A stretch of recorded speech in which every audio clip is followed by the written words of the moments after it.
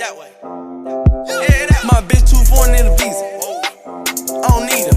Pull a drop top with a eater. What up, guys? Welcome back to your girl's channel. It is Gigi reporting to you live. I'm knocking all these Wednesday night videos out at one time. And I did Basketball Wives. And so now we got to talk about Black Ink Crew New York, because these Brooklyn heathens all back. Cesar with his little old, ugly, long-lipped ass. I swear I don't know how he be pulling chicks. Like, it's just, he looked like a thumb with lips. Like, he's so ugly. Like a roach, like a seal, bald-headed, shiny ass. It's just, he's just not attractive. I'm glad he may be lucky he got this damn Black Ink Crew, because other than that, I don't think bitches would be fucking with him as hard as they do now. It's almost like Mike Jones back then, you didn't want me. Now I'm hot, they all on me. That's what this shit is. But let's dissect this episode. But first, if you're new to your girl channel, please hit that subscribe button down there. Join the fam and let me welcome you with a big what's up. I appreciate you for tuning in. Please put a heart emoji down in the comments and tell me what you think about this episode of Black Ink Crew so I can get your name and shout you out. Show you some love back as a form of appreciation, okay? So this episode of Black Ink Crew opens up with damn Cesar saying how everything has changed. The shop is back together. He made up with Puma. Donna's fat ass is back. And by fat ass, I mean her ass in general. Because Donna's carrying a dump back there. I don't know how that bitch do not get tired walking. That shit look heavy. Like it hurt all the time. But she big hipped, as my daddy used to call big booty syndrome. She got them thighs and hips. But nevertheless, Donna's back too. The shop is kind of doing a resurgence now that Puma and Cesar have partnered up. Puma's kind of doing new services around Black Ink, let's call it. They're having like a little bachelorette party, and you know, they have like a big tattoo party, and they do, you know, tattoos for all the bridesmaids and stuff like that. So like, it's a little niche, it's a clique, and it's like Cesar said, it's boom, you know, bringing in money. Puma's doing a good job. So the little bachelorette party is kicking. We see Tati and Teddy are back. Tati and Teddy decide they want to be good friends after that big ass breakup they had last season when Tati's ass went crazy on Teddy. Teddy's another one. How the fuck do he be getting girls too? Like, he exactly is his name, built like a bear. He just looked like compacted in all the wrong spots. But nonetheless, they said they're gonna make up for the shop's sake. Tattoos are going. Speaking of tattoo, a camera pan to like a girl, and she had property a big dick on her back. What the fuck? Like, I literally saw that and could have gotten my belt like as if I was her mama. Like, no nigga's pipe is that good for me to tattoo, especially that big, like on her back. Like, you can't even cover that up if you wanted to. And I'm just like, whoa, like, were you 20, like in your 20s when you made this mistake? Like, I hope this isn't something like you did recently in your life, because you are going through a midlife crisis if that is so. That man must have did a number on you for you to sit there and do something that foolish. But let me move on. We got Young Bay in there trying to hook Cesar up with some little chick in there because it's his birthday. He turning 40, the big 4-0. Teddy's like, quit lying, nigga, you 52. But he's like, I ain't that old, but I look good, you know, black don't crack. And Bay's trying to hook him up with the old chick. She says she 42. So it's like, let me get your name and number. Let's get together and go out on a date. And the bachelor party's kicking. Donna's in there twerking, you know, doing what she's supposed to do. She do what she do best, shaking her ass. And then all of a sudden, DMX ass comes in. And everybody's like, wait a minute, DMX, you know, his ass, I didn't even know he was out of jail. I'm sure he paying back the IRS. The IRS don't play. Ask Wesley Snipes. You should have learned from his mistakes. And I'm sure he's still paying them back. But didn't he go back to jail now that I think about it? And that nigga got a lot of kids too. I swear he was doing work in his age. But come to find out, he's the bachelor to the bachelorette. So he go in, kiss her, and they all lovey-dovey and stuff. Scott's ass pop up on the monitor because she's back in Miami in her little boutique. So she's doing this whole like HR management situation through a damn camera. She's like, y'all got cameras all through the shop, even some y'all don't even know about. So y'all better act right. Kid, she's in DC. Her mom is sick with cancer, y'all. That's so sad. But she's with her, trying to help her through chemo and stuff like that. It was really, like, unfortunate to hear that she was dealing with that. But Kit's gonna be back on later in the show. So, speaking of Young Bay, poor Young Bay and her man Rob ain't doing too good right now. Donna stops by the apartment, and just to give a listening ear to Bay. And apparently her and Rob are just fighting a lot. The baby is cute though. You know, black and anything always makes a cute baby, especially the black and Asians always tend to come out looking real pretty. But she's just like, yeah, Rob hurt himself, got like, you know, is off of work and seems like he's just going through it. And he's possibly depressed. Babe's been picking up shifts, taking care of the baby, so it's like typical life stuff, you know. Baby happens and shit just gets complicated. And it affects relationships, and especially with those two, they got married together so quick. They didn't really know each other like that. What are they, what, only together for like 9-10 months or something like that? Maybe a year at the most before they did all of this.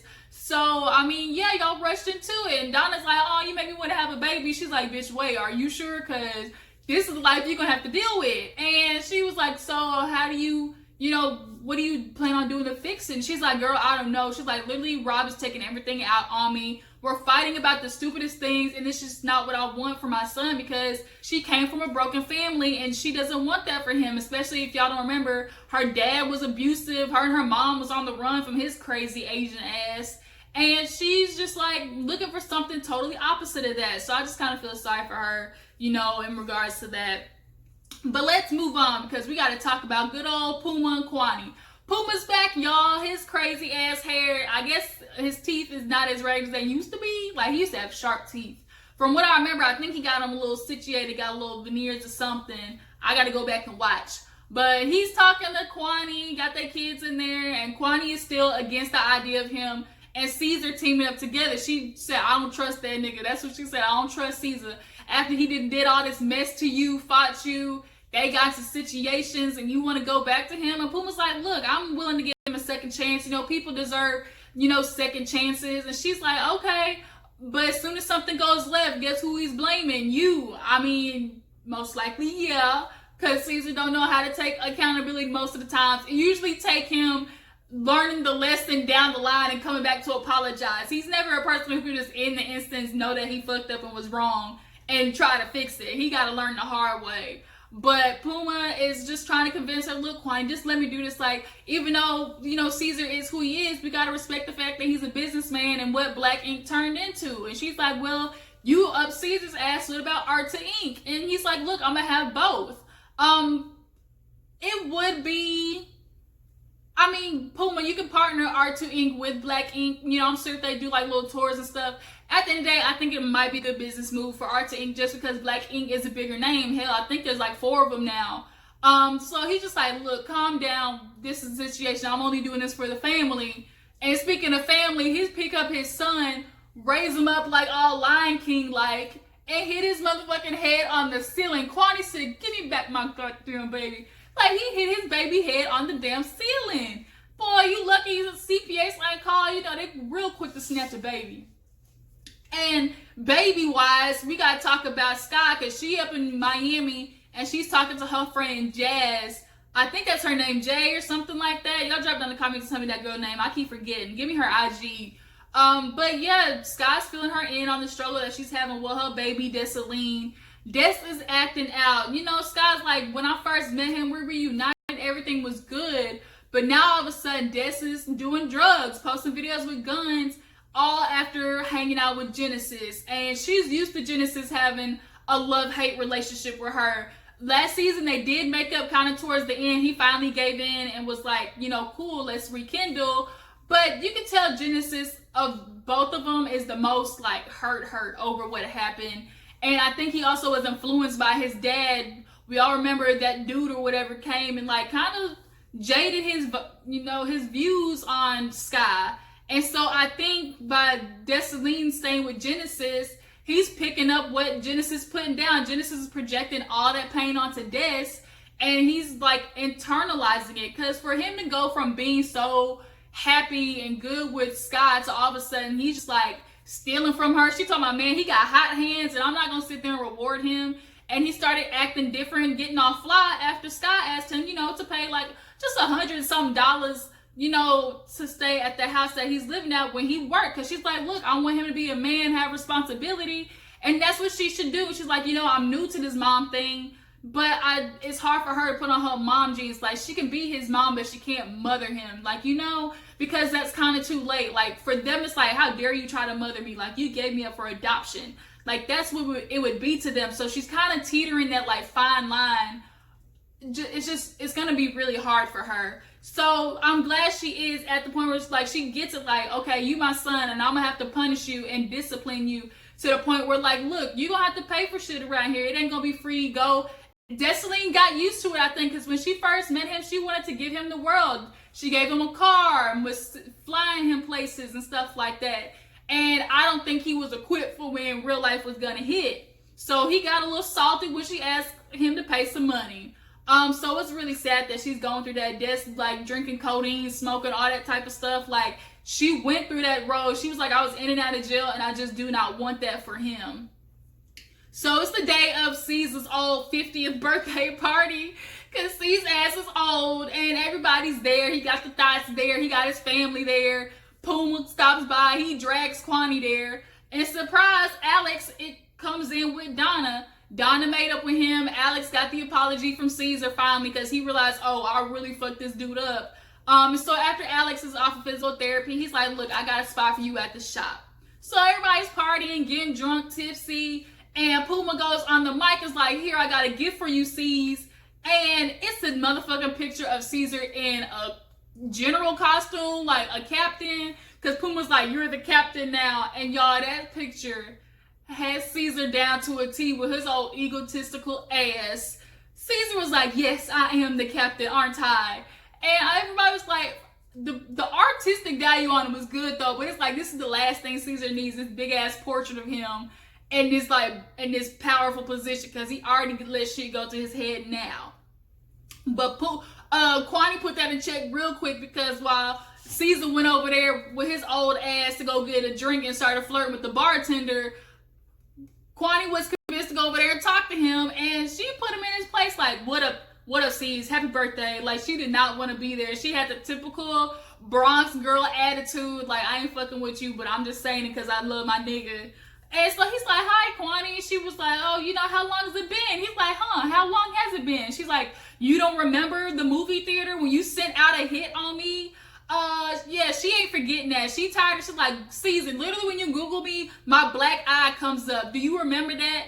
And in the confessional, homie really Googled it. He's like, oh shit, like, for real, she really got a black eye on Google. So she's obviously like feeling some type of way about that, because as she told Puma, like, I feel like I got a hit out put on me. Now Cesar talking about, oh, I don't know who that was. It was just a girl with black ink crew, you know, a shirt on.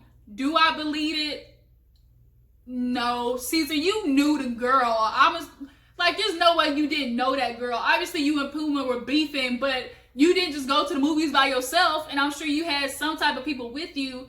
And if you were just like, sometimes you go back to the circle and be like, man, that's that dude I don't like, his girl, whatever. Like, he might have been just saying stuff, and no girl took it upon herself to like help you out. And you need to cop to it, C's. But Quani gives her a little 2 cents. It was like, look, I know my man forgave you, but I don't. This is all you getting out of me. Goodbye. Good night, Cesar. And she walks away. And Cesar just like, okay, Quani.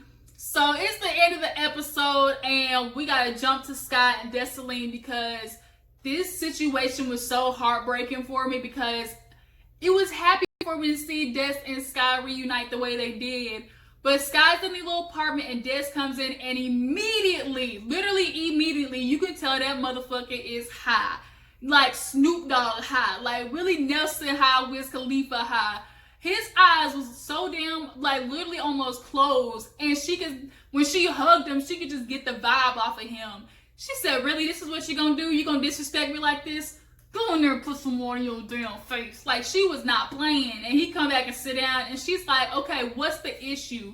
Like, you stole from me? He's like, She's like, really, like, okay, admit to it. He's like, man, I ain't do nothing. Why you all up like this? Like, he was stuttering like he was so fucked up. And she's just, like, increasingly getting more pissed off. And more, like, pissed off in the form of hurt. Like, she was just hurt. And she's upset, and I think something happened. I think she might have popped him because he was like, watch your mouth. Watch your mouth. Like, nigga, who watch who mouth? Like, when he was saying that, y'all, I literally got PTSD. Like, I could just feel my mom's backhand coming across my cheek, because my mom got a quick hand. I remember one time, cause my mom is big on family. I was fighting with my brother in the car, and I was like, I hate you. And my mom reached across and punched me so fast. Like, you don't say that to family, but now I'm sitting in the car pissed off because everybody in the back watched my ass just get slapped across the face. And my window, like, my head literally hit the window. She hit me so hard. And I'm just like, that's like, you walking a fine line here because you really should have got your ass beat in that moment. But Skyy is just like, she's getting angrier and angrier. So he's walking outside and finally Skyy loses it. She's like, oh, this is what you doing to me now? And he called her a bitch, I think. She's like, I'm a bitch now. I wasn't a bitch when I was buying you cars and I was flying you everywhere. I was your mother then, but I'm not now. All of a sudden, I'm a bitch. And he's like, and then Des just starts kicking back with, oh, you did it for a check. Look at you. You just out here trying to get your body done. You did it for your body. You ain't real. Like, you a facade. Like, I pity you. And literally as he's regurgitating that, I immediately think of Genesis. If y'all don't remember, this was literally all the shit that Genesis was saying to Skyy when he first met her. Like, that was immediately everything he was saying. I just feel bad because it's like this vibe, this little virus of a bad, like, they need therapy. Matter of fact, they need Iyanla, Oprah. Call up Skyy and get her and Destiny and Genesis on there immediately, because if this continues, like, she's gonna lose them again, and I really don't want that. It was just sad watching her, and I feel like had she been calm and just really just talk to Destiny, be like, look, speak to me. What is, like, on your mind? What's the issue? I feel like they could have got somewhere, but Skyy's emotional. We all know her bipolar ass goes from 0 to 100. So it's just like, damn, like, acquiring minds want to know, how the fuck did we get here between these two? When their reunion was so perfect, like, at Skyy. Like, it was, like, the way they hugged each other. And it's just like, Genesis really, this is what you're gonna do? I'm sure she did a lot for Genesis, too, like, after they made up. But I think it's just like, they had this expectation. And another thing, too, is they gotta watch their mom on TV. And I'm sure a lot of people say shit to them, like, oh, look at your mama. Like, look at her, look her ass. She show her titties on TV. Like, they gotta see that. So that's why another thing too with these celebrities and like these like women on like internet, yeah, y'all talk about, oh, I love my body, but y'all at the end of the day, y'all can put your titties ass on the internet, but your kid has to face that at school. Like, your child got to deal with people coming like, oh, your mama's sexy, she a thought or a hoe on TV. So they got to internalize that. So watching them fight was just rough, y'all. But that was how the episode ended. This first episode.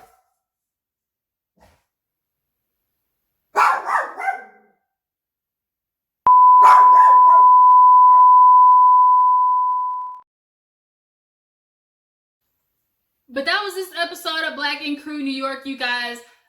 There is Black & Crew Compton. I don't know if I'm gonna do that one yet, but we're just gonna have to see it. The preview for Black & Crew New York look like this shit gonna pop off for real, which is literally everything we expected. So I'll be reviewing and getting back to you guys every week with them. Please like this video and subscribe to your girl's channel before you go, and I'll catch you guys on the flip side. Deuces.